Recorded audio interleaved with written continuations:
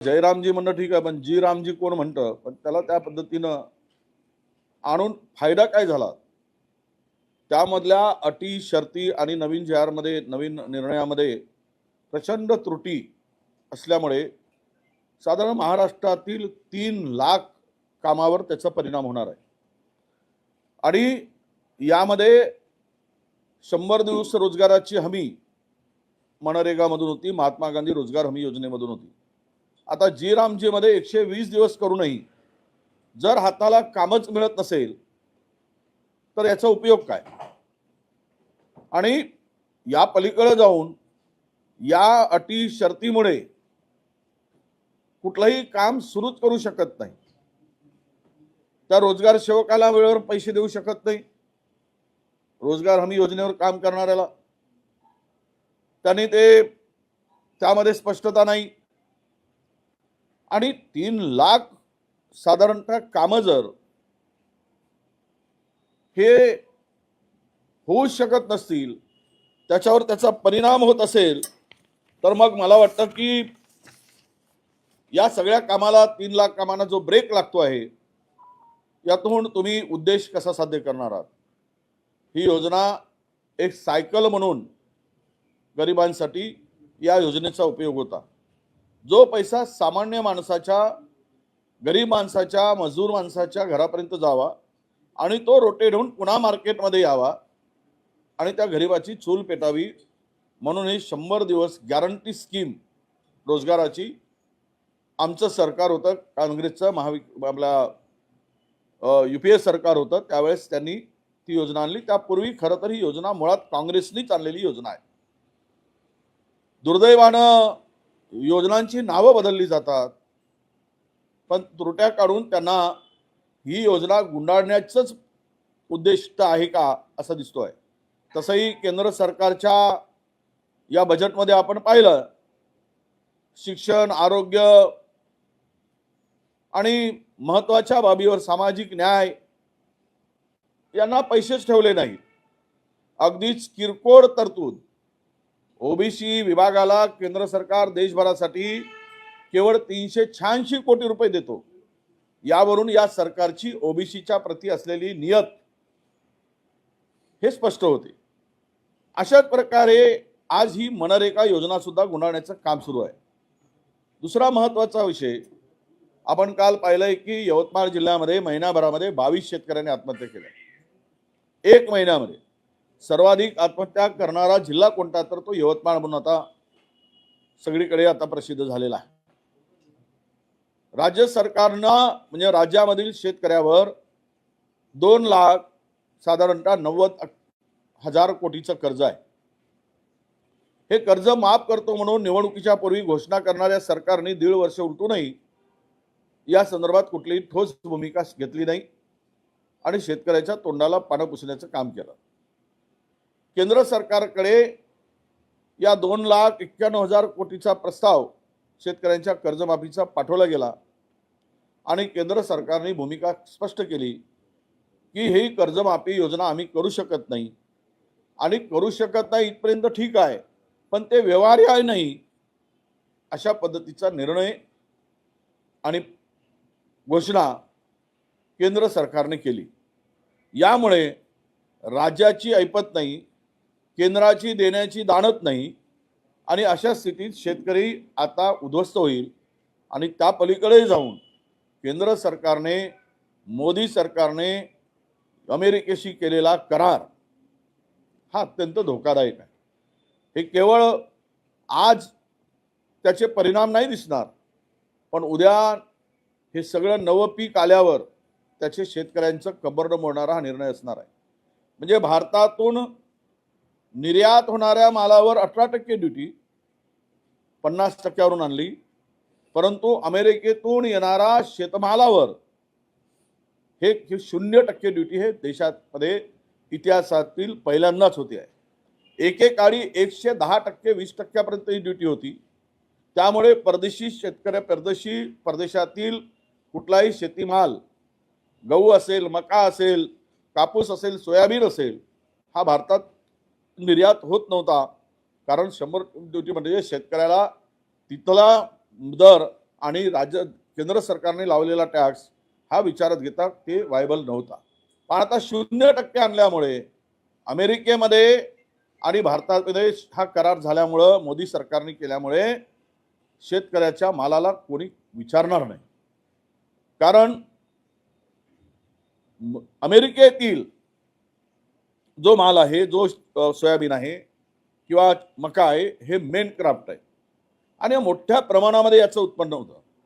50 quintal, 100 quintal, 70 quintal soybean आपल्या मक्याचं उत्पन्न होतं. आमच्याकडे ॲव्हरेज 20 क्विंटलचा आहे आणि आमचा उत्पादन खर्च काल परवा सरकारने सबसिडी काढून घेतली खतावरची, केंद्र सरकारने कमी केली. अशा स्थितीत आपल्याला गहू जर 2600 रुपये मिळत असेल आणि तिथून अमेरिकेतून 0 ड्युटी लावल्यामुळं 1500 रुपयामध्ये गहू भारतात येत असेल, सोयाबीन जर 2000 रुपयामध्ये येत असेल, कापूस 3000 रुपयामध्ये येत असेल, मका 1100-1200 रुपयामध्ये देशात येईल, तर यात शेतकऱ्यांचं काय होईल? हा शेतकरी कुठे जाईल? भारतातील शेतकरी, महाराष्ट्रातील शेतकरी कसा जगेल? यावर कोणीच गांभीर्यानं बोलत नाही. केवळ केंद्र सरकार, मोदी सरकार हे अमेरिकेच्या दबावाखाली हा करार केलाय, त्याचे परिणाम सुद्धा भोगावे लागतील. एकूणच शेतकऱ्यांना कर्जमाफीची मानसिकता नाही, ते व्यवहार्य नाही असं सांगतात आणि दुसरीकडे शेतमालाला भाव देत नाहीत, तर राज्यातील शेतकरी कसा जगेल हा खरा मोठा प्रश्न आहे. येणाऱ्या काळामध्ये याचे दुष्परिणाम केंद्र सरकारला भोगावे लागतील आणि याचे परिणाम काय होतील हे सरकारला दिसेल. चंद्रपूर महानगरपालिकेत काल काँग्रेसचा एकत्र गट जो आहे तो या ठिकाणी नोंदणी झालेली आहे. पुढील रूपरेषा कशी असणार आहे? आता गटतट एक गट रजिस्टर केले आणि रूपरेषा काय? महापौर एकच अर्ज आम्ही ठेवलेला आहे, उपमहापौराचा आहे. एक अर्ज मागे घेतला जाईल आणि महापौर आणि उपमहापौर काँग्रेसचा करण्यासाठी आमचा संपूर्ण सगळ्यांचा प्रयत्न आहे, ते आम्ही करू. आणि एखादी वेळेस स्टँडिंग कमिटी आमच्या मित्रपक्षाला द्यायची आहे तर ती दिली जाईल. त्यामुळे ती आम्ही ओपन ठेवला आहे. तो स्टँडिंग कमिटीचं चेअरमन पद हे आम्ही काँग्रेसकडे कोणी आपल्या कुठल्याही याच्याकडे द्यायचं नाही, तर ते येणाऱ्या जो कोणी आम्हाला सहकार्य करणारा मित्रपक्ष आहे त्यांना ते पद द्यायचं, त्यासाठी आम्ही फ्री ठेवलेलं आहे. नाही, ते ठरलं आहे ना तिकडे. आता ते 4 महिलांमध्ये प्रतिभा धानोरकर ते ठरवतील कोण महापौर असावा आणि उपमहापौर पदासाठी ते वसंता देशमुख यांचा अर्ज स्टँड राहील. भाऊ, तुमच्या दोन्ही गटांमध्ये लिखित स्वरूपाचा करार झालेला काय या सगळ्या फॉर्म्युलेचा? बघा, आता लिखित म्हणून याला कुठून माहिती मिळवली मला माहीत नाही, पण ते प्रसार माध्यमाकडे जर ज्यावेळेस येईल तर त्यावेळेस तुम्हाला छापायसाठी देऊ. हो, आज राज्यभरामध्ये जिल्हा परिषदांच्या निवडणुका होतात, तुम्ही सरकारवर टीका करताय, काय वाटतं या निवडणुकीमध्ये जनता? नाही, जिल्हा परिषदेतील ग्रामीण भागातील माझ्या सर्व शेतकऱ्यांना विनंती करतोय, अशा नतभ्रष्ट, नालायक, शेतकरी विरोधी, कामगार विरोधी सरकारला अजिबात मत देऊ नका. हे तुमचं आयुष्य उद्ध्वस्त करायला निघालंय. ते केंद्रातील मोदी सरकार असू दे की राज्यातील फडणवीस सरकार असू दे, शेतकऱ्यांसंदर्भात यांना काही देणं घेणं नाही.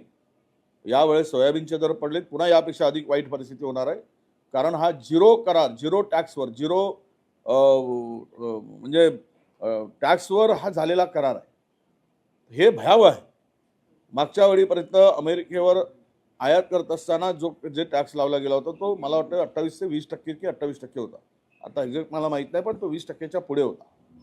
आणि त्यामुळं किमान ती जरी गॅप जरी असली तरी शेतकऱ्याला, इथल्या महाराष्ट्रातील, देशातील शेतकऱ्यांना हे परवडलं असतं. पण आता जाऊ देत. आता त्यांनी निर्णय घेतला आहे, ते कशासाठी घेतला आहे भारताला माहीत आहे. भारतातील प्रत्येक नागरिकाला माहीत आहे हा करार कशामुळे झाला आहे, कुणाच्या दबावामुळे झाला आहे, कुठल्या कारणामुळे झाला आहे, सांगण्याची गरज नाही. पण महाराष्ट्रातील आणि देशातील शेतकरी मात्र मेल्याशिवाय राहणार नाही. त्याला मारण्याचं कामच, त्याला संपवून टाकण्याचं काम, त्याला प्रवृत्त करण्याचं काम केंद्र सरकारच्या या धोरणामुळे होणार आहे. सुनील पवार यांच्या शपथविधीवर जे काही टीका होत होती त्यावर काल मुख्यमंत्री म्हटले की अशा प्रकारचं राजकारण करणे हे अत्यंत चुकीचं आहे. ते सत्ताधारी, त्यांनी सूचना करायला पाहिजे. सत्ताधारी पक्षातील आमदार, खासदार, मंत्री तेच या प्रकारची टीका करत आहेत. हे असं म्हणण्यापेक्षा, चुकीचं आहे म्हणण्यापेक्षा काढून टाका ना त्यांना. हे अशा पद्धतीचं जर राजकारण करत असतील तर एवढी हिंमतच कशी होते सरकारमध्ये राहून मंत्रिपदाच्या खुर्चीवर बसून अशा प्रकारचं वक्तव्य करायचं? लावा म्हणा त्यांच्या तोंडाला कुलूप, नाहीतर आम्हाला सांगा, आम्ही पाठवतो 10-20 कुलूप मजबूत, कधीच तोंड उघडणार नाही अशा प्रकारचे. ही जी सत्तेमध्ये राहून जे काही सत्तेची मस्ती करतायत त्याचा मुख्यमंत्र्यांनी बंदोबस्त केला पाहिजे. दुसऱ्याला कोणाला म्हणताय? आरोप प्रत्यारोप चर्चा ज्या झाल्यात त्या सत्ताधाऱ्याकडून जास्त झालेल्या आहेत. त्यांना सूचना करण्याच्या ऐवजी देवेंद्र फडणवीसांनी एक बडगा उगारला पाहिजे त्यांच्यावर आणि पाठीवर आणला पाहिजे चुप राहा म्हणून. चंद्रपूरमध्ये जे काही झालं, अमरावतीमध्ये मनरेगाची 4,000 कामे जे आहेत ते बंद आहेत आणि 80,000 मजुरांवर उपासमारीची वेळ आहे. 27 जानेवारीपासून सगळ्या उपोषण. मी आता सांगितलं ना, 3 लाख कामांना ब्रेक लागलाय. किती? 3 लाख. हे यांची योजना, हे यांचे धोरण, या मोदी सरकारचे आणि फडणवीस सरकारचे. भूका उपाशी मरतील मजूर, उपाशी भूकबडी जातील. त्यांच्या हाताला काम नसल्यानंतर त्यांची चूल पेटणार नाही याची चिंताच नाही आहे. पैसे वाटा निवडणूक जिंका, पैसे वाटा निवडणूक जिंका, एवढाच धंदा सत्ताधाऱ्यांचा आहे. आता दुसरा काही धंदा राहिलेला नाही. हा धंदा, हा रोजगार, म्हणजे व्यवसाय केलाय राजकारणाचा. आता चंद्रपूरवर 2 प्रश्न आहेत. हा जो महापौर होईल तो 2.5 वर्ष असेल, 2.5 वर्षानंतर वरटीवर गटाला. अरे बाबा, महापौराचं मर्यादाच 2.5 वर्षाची असते, 5 वर्षाची नसते. 2.5 वर्षानंतर नव्यानं आरक्षण निघतो आणि नवा महापौर निवडला जातो. त्यामुळे त्याला काही 2.5 वर्षानं बदलेलच.